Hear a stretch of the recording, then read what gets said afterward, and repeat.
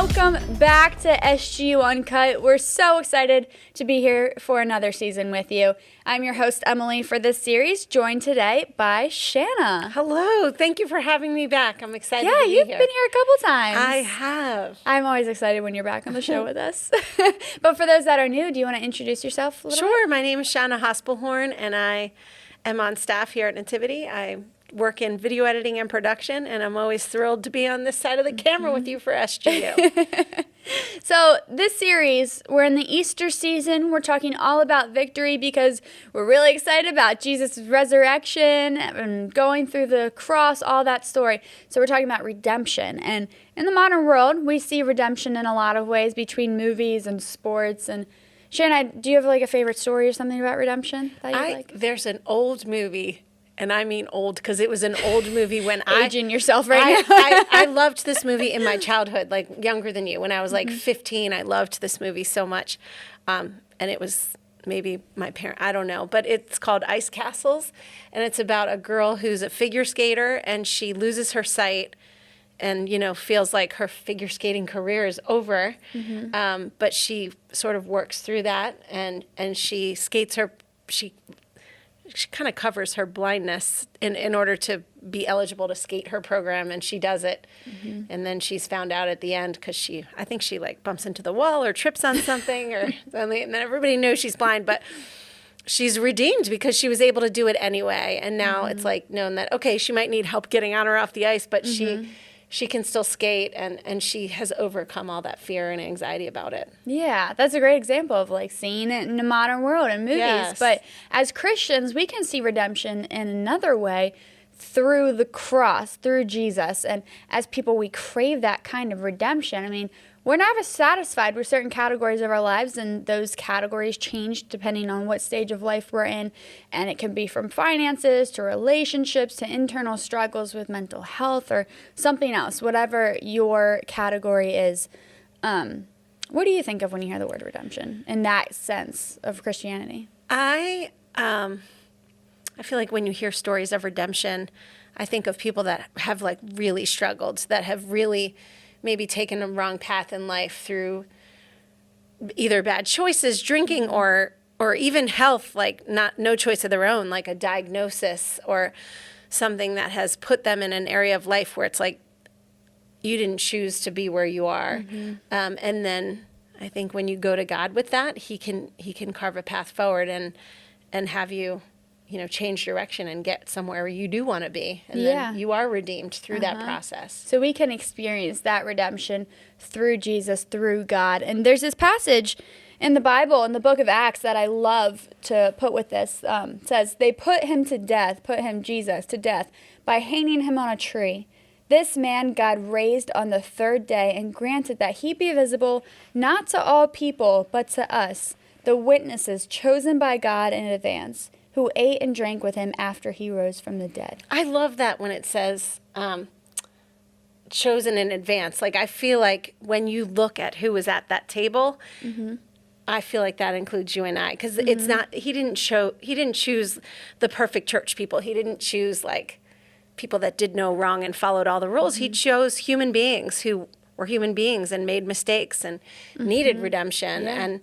And they just believed in him. That's why they were chosen. I think that brings a lot of peace to us, knowing, because none of us are perfect. We have so many flaws, and that's because we're humans. But you're exactly right. Looking at that, we're those people. We're the chosen ones. And we get to see how God raised his son from the dead, not just literally how it happened, but also in our lives. He continues to redeem us. And that good outcome, raising his son from the dead, that defeats all the disappointments and struggles we go through in life. And the things that we suffer now, that's where the redemption comes in. God raised this man on the third day and made it visible to those who believed. Us Christians, we're the ones who believed. We get to see it happen day in and day out. So if he can redeem his son from the dead, he will redeem us from whatever we face. So what does that mean to you? Like, do you see it as God redeeming you when you need to be redeemed? How does it affect your heart, like in your heart? I do. Number one, I feel like the fact that he rose from the dead, to me, is proof that he is who he said he is. But, I mean, even if you can't get there yet, even if you have mustard seed faith, I feel like that's okay too. But number one, to me, that's what it means. And then, yeah, I do. I look at choices I made in my life before and struggles that I went through before when I did think it was just on me and how much harder it seems. And as you get older, unfortunately, I hate to tell you this, but your struggles can get harder. and partnering up with him in those struggles can really ease a lot of stress and anxiety in your life. Yeah, that's the thing about growth and redemption. We can't do it on our own, and coming to that realization is where our lives can really change, because I feel like when we're new to our faith or we're having doubts or any kind of situation like that, we sometimes have the mindset of like, we have to do self-help. Like, I have to do more. I have to take the next step myself. I'm in this by my own. Like, people sometimes say, like, at the end of the day, it's just you. Like, you have to take care of yourself, but that's not really true. Have you ever felt like you have to just redeem yourself? You're the one with the self-help. That's it. I'm thinking of who I'm talking to, and you in SGU in college. When I think back to college, I definitely ended a relationship really poorly, and I did feel like it was just me, and I didn't see any way out of it, and I just kind of ignored it and hoped to never see this person again. And I know it's not that big of a thing, but I did carry it with me, and I felt guilt, like, wow, like I could have been so much better in that. And I actually ran into that person so many years later, but it feels like too late to be like, hey man, I'm really sorry. Like, he doesn't care now. But in situations now in my life, like with my family, when things go wrong, I do feel like we can invite God into that and figure out what he wants in it and how to help us get out of just like daily life struggles. Yeah, and I think we have a great example of that kind of right before this passage in the Bible. We jump back to a little bit of Jesus' life. It's in the same book of Acts. It says, you know what has happened all over Judea, beginning in Galilee after the baptism that John preached, how God anointed Jesus of Nazareth with power. He went about doing good and healing all those oppressed by the devil, for God was with him. Jesus was this force for good. He gave identity and worth to those who thought they didn't deserve it. He healed the brokenhearted. He taught people, and people found new direction for their life because God was with him. Do you, like, what does that mean for you? Like, remembering that God is with you and God now is with us. I think a lot of people come to church and they think God is there to judge them, and he wants perfect Christians. So maybe they feel like they don't belong here or they're not good enough. But I think it's the opposite. I think it's showing that God wants you here exactly as you are, with all the mistakes you've made, with all the things you beat yourself up over. He's chosen you to sit at that table and to be with him and to forgive you. He wants to work with you on those things, not because he's judging you, but he wants you to not be judging yourself. Like, he wants us to love ourselves.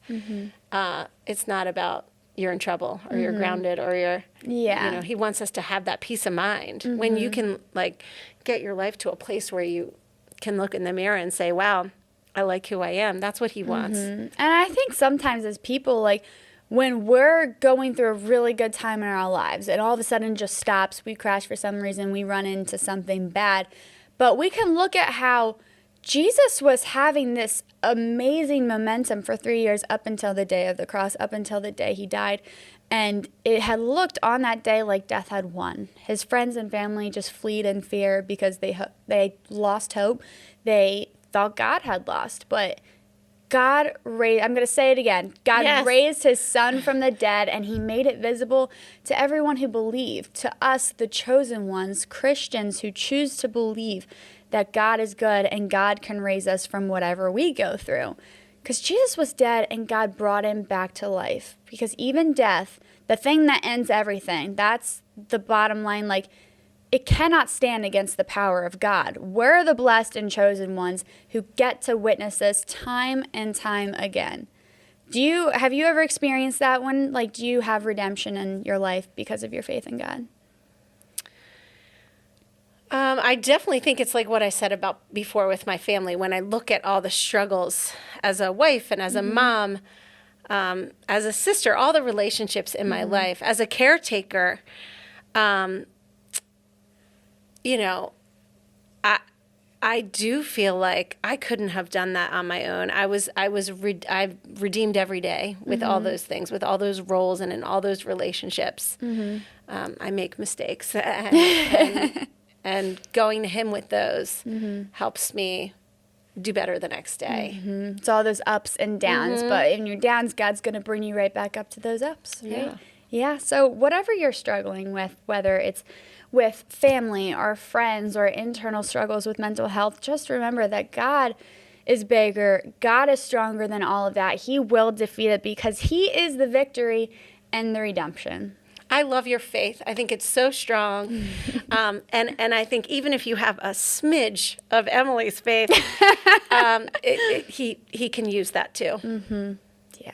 It's all about remembering that God is the redemption. Thank you for joining us today, Thank you for Shanna. having me. It was great to be back. It was great to kick off this new series with you. So we'll see you next week for week 2 of Victory. We hope you all have a great week. We hope that our conversation here fuels your conversation in small group, and we'll see you next time.